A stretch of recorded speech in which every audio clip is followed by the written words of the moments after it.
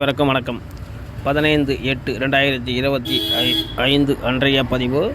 ஜாமீன் வழங்கியதில் பிரச்சனை. குற்றம் சாட்டப்பட்டவர் எவ்வளவு பெரியவராக இருந்தாலும் சரி, சிறியவராக இருந்தாலும் சரி, அவர் அல்லது அவள் சட்டத்திற்கு அப்பாற்பட்டவர்கள் அல்ல.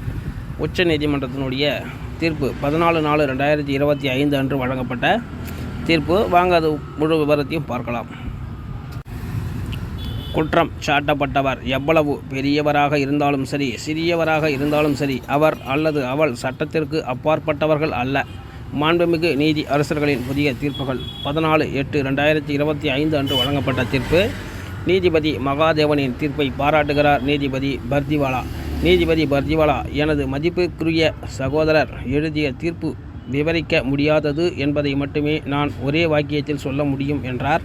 ஒரு வழக்கில் நீதிபதி ஆர் மகாதேவன் வழங்கிய தீர்ப்பை பாராட்டிய நீதிபதி ஜே.பி. பர்திவாலா, குற்றம் சாட்டப்பட்டவர் யாராக இருந்தாலும் சரி, குற்றம் சாட்டப்பட்டவர் எவ்வளவு பெரியவராக இருந்தாலும் சரி, சிறியவராக இருந்தாலும் சரி, அவர் சட்டத்திற்கு அப்பாற்பட்டவர் அல்ல என்று குறிப்பிட்டார்.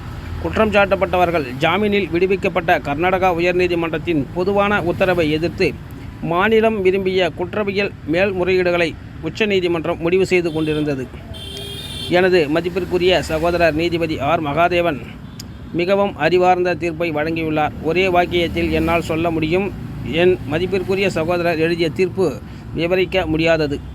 குற்றம் சாட்டப்பட்டவர் யாராக இருந்தாலும், குற்றம் சாட்டப்பட்டவர் எவ்வளவு பெரியவராக இருந்தாலும் சரி, சிறியவராக இருந்தாலும் சரி, அவர் சட்டத்திற்கு அப்பாற்பட்டவர் அல்ல என்ற மிக வலுவான செய்தியை இந்த தீர்ப்பு தெரிவிக்கிறது.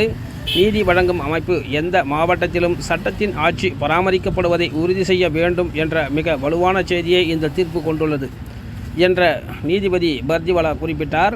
மேல்முறையீட்டாளர் அரசு தரப்பில் மூத்த வழக்கறிஞர் சித்தார்த் ருத்ராவும், பிரதிவாதிகள் குற்றம் சாட்டப்பட்டவர்கள் தரப்பில் மூத்த வழக்கறிஞர் சித்தார்த் தேவ், கௌரவ் அகர்வால் மற்றும் கே. திவாகர் ஆகியோர் ஆஜரானார்கள்.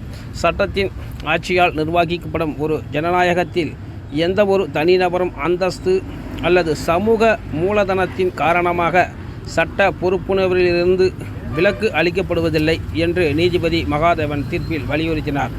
அரசியலமைப்பின் பிரிவு 14 சட்டத்தின் முன் சமத்துவத்தை உறுதி செய்கிறது மற்றும் தன்னிச்சையை தடை செய்கிறது.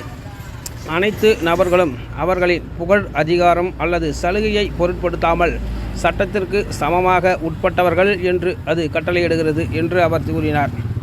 நீதிபதி பர்திவாலா, ஒரு தனி உத்தரவில் எந்த மனிதனும் சட்டத்திற்கு மேலானவனும் இல்லை, எந்த மனிதனும் அதற்கு கீழானவனும் இல்லை என்று நாம் யாரிடம் சட்டத்திற்கு கீழ்ப்படியச் சொல்லும்போது அவரிடம் அனுமதி கேட்பது இல்லை என்று குறிப்பிட்டார். சட்டத்திற்கு கீழ்ப்படிதல் என்பது ஒரு உரிமையாக கோரப்படுகிறது, ஒரு உதவியை கேட்பது அல்ல. எல்லா நேரங்களிலும் சட்டத்தின் ஆட்சியை பேணுவதே காலத்தின் தேவை.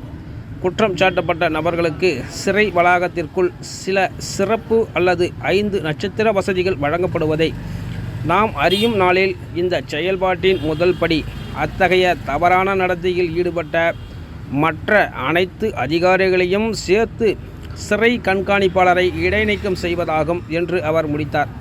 எனவே தீர்ப்பின் தலா ஒரு நகலை அனைத்து உயர்நீதிமன்றங்களுக்கும் நாடு முழுவதும் உள்ள அனைத்து சிறை கண்காணிப்பாளர்களுக்கு அந்தந்த மாநில அரசுகள் மூலம் விநியோகிக்குமாறு அவர் பதிவாளருக்கு உத்தரவிட்டார்.